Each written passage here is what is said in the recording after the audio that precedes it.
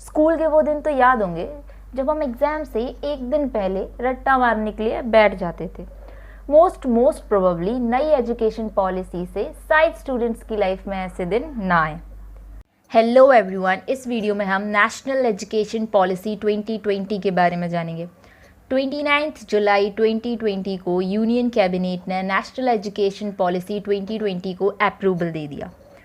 इसके तहत ministry of human resource and development का नाम बदलकर मिनिस्ट्री ऑफ एजुकेशन रख दिया गया है।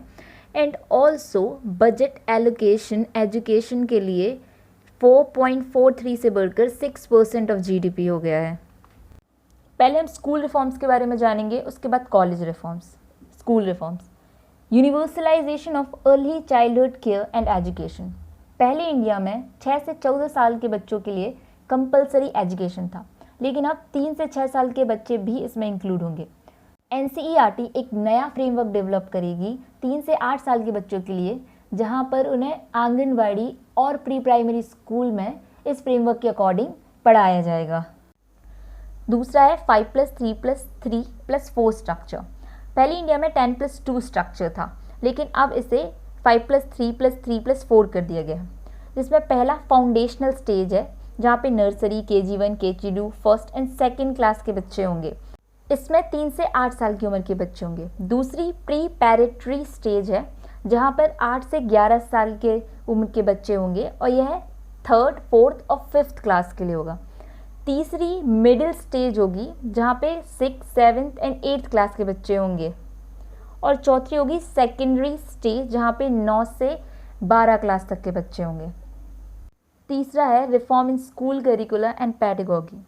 अब 6th क्लास से ही बच्चों को कोडिंग सिखाई जाएगी, उन्हें वोकेशनल एजुकेशन दी जाएगी। Vocational education skill based education होती है, जैसे कि कंस्ट्रक्शन इंडस्ट्री के बारे में बताना, food services, the manufacturing sector, health care and social assistance, and internship program भी होंगे। एंड अब साइंस, आर्ट, कॉमर्स ये सारी स्ट्रीम्स ख़त्म हो जाएंगी, और 9th के बाद स्टूडेंट अपनी मर्जी से कोई भी सब्जेक्ट चूज़ कर सकते हैं। चौथा है मल्टीलिंगुअलिज्म। 5th क्लास तक के बच्चों को रीजनल, लोकल या फिर मदर टंग में पढ़ाया जाएगा। यह अभी पक्का नहीं है कि प्राइवेट इंग्लिश मीडियम स्कूल पे ये इम्पोज होगा या नहीं। संस्कृत एक ऑप्शनल लैंग्वेज होगी स्कूल एंड हायर एजुकेशन दोनों में। इसमें क्लासिकल लैंग्वेज और लिटरेचर भी ऑप्शन में होंगे। 6 से 8 क्लास के बच्चों को एक भारत श्रेष्ठ भारत के अंदर the language of India activities में भी भाग लेना होगा। पांचवा है असेसमेंट रिफॉर्म या फिर रिपोर्ट कार्ड। अब पहले की तरह मार्कशीट्स नहीं आया करेंगी जहाँ पे सिर्फ आपने कितने मार्क्स एक सब्जेक्ट में लाए हैं वह होगा, लेकिन अब एक स्टूडेंट्स कितना समझ पा रहा है, कितना सोच पा रहा है, कितना एनालाइज कर पा रहा है चीज़ों को, इसके बेसिस पे आएंगे, जहाँ पर खुद वो बच्चा, उसके क्लासमेट्स और टीचर्स उसको असेस करेंगे। और शायद अब 3rd, 5th and 8th class में ही एग्ज़ाम होंगे, और बाकी क्लास में उन्हें critical thinking, conceptual knowledge, ETC इन सब के बेसिस पे रिपोर्ट कार्ड दिया जाएगा। 10th एंड 12th बोर्ड के एग्ज़ाम होंगे, लेकिन सिर्फ उन्हें अब यहाँ पढ़ाई के बेसिस पे नहीं, बल्कि social, emotional, spiritual intelligency, ETC whole holistic development के बेसिस पे मार्क्स दिए जाएंगे। और इसके स्टैंडर्ड नेशनल असेसमेंट सेंटर परख बनाएगा। एंड ऑल्सो अब एक स्टूडेंट 2 बार बोर्ड एग्जाम्स दे पाएगा। अगर पहला उसका अच्छा नहीं जाता तो वह दूसरा दे सकता है इम्प्रूवमेंट के लिए। अब हम बढ़ते हैं हायर एजुकेशन रिफॉर्म्स की तरफ। पहला है मल्टीपल एग्जिट ऑप्शन। अब अगर कोई स्टूडेंट कॉलेज के 1st, 2nd, 3rd ईयर या कहीं पे भी बीच में अगर छोड़ना चाहे तो वह छोड़ सकता है, और वह जितनी ईयर्स कॉलेज में पढ़ेगा उसे उसके हिसाब से सर्टिफिकेट मिलेगा। अगर वह 1st ईयर कंप्लीट करता है कॉलेज में तो उसे डिप्लोमा मिलेगा। अगर 2 साल पढ़ता है कॉलेज में तो उसे एडवांस डिप्लोमा मिलेगा। अगर 3 साल पढ़ता है तो बैचलर्स मिलेगी। एंड ऑल्सो अब हमारे पास ऑप्शन है बैचलर्स 4 साल की करने के लिए, जहाँ पे चौथा साल रिसर्च बेस्ड होगा।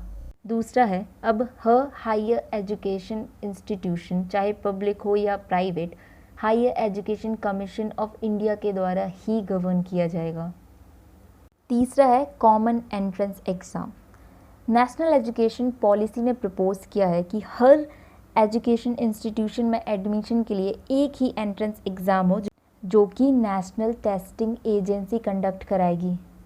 चौथा है एकेडमिक बैंक ऑफ क्रेडिट। एक स्टूडेंट जितने भी साल कॉलेज में पढ़ाई करेगा उसे उसका क्रेडिट मिलेगा जो कि डिजिटली स्टोर हो जाएगा एकेडमिक बैंक ऑफ क्रेडिट में, जिससे अगर कोई इंसान अपनी बीच में ही पढ़ाई छोड़ देता है तो और अगर कुछ साल बाद फिर से रिज्यूम करना चाहता है तो वो उसका यूज़ करके अपनी पढ़ाई आगे रिज्यूम कर सकता है। तो जो स्टूडेंट्स में डर होता है कि उनकी ईयर वेस्ट हो जाएगी वो चला जाएगा।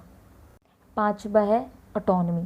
पहले हाई एजुकेशन इंस्टीट्यूशन यूजीसी के अंदर आते थे और यूजीसी ही उसकी रूल्स एंड रेगुलेशन सेट करती थी, लेकिन अब एक्रेडिटेशन के बेसिस पे कॉलेजेस को academic, administrative and financial autonomy दी जाएगी। सिक्स्थ है multidisciplinary institution. A university will mean a multidisciplinary institution that offers undergraduate and graduate programs with high quality teaching, research and community engagement. And NEP 2020 के according हर एक district में या district के आसपास multi disciplinary institution 2030 तक होगा। Seventh है top 100 global universities को इंडिया में कॉलेजेस ओपन करने के लिए अलाउ करना। इससे जो स्टूडेंट्स इंडिया से बाहर जाके पढ़ाई करते हैं और पैसे स्पेंड करते हैं वो इंडिया में ही पढ़ाई करेंगे और इंडिया में ही पैसे स्पेंड होंगे और उन्हें डिग्री भी बड़ी यूनिवर्सिटी से मिल पाएगी। इसके अलावा इक्विटेबल एंड इंक्लूसिव एजुकेशन के लिए disable, social and cultural disadvantage children के लिए न्यू प्रोविज़न बनाए जाएंगे।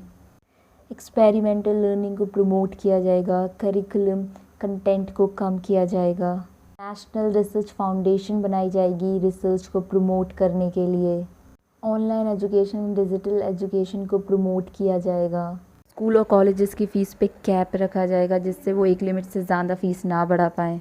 एंड ऑल्सो अब एमफिल को हटा दिया गया है, पीएचडी बिना एमफिल की भी की जा सकती है। सो ऑल टुगेदर एक स्टूडेंट की ओवरऑल डेवलपमेंट पे फोकस किया जाएगा, उसकी रट्टा मारने की कैपेसिटी पे नहीं। So I am Shilpi Rai and thanks for watching.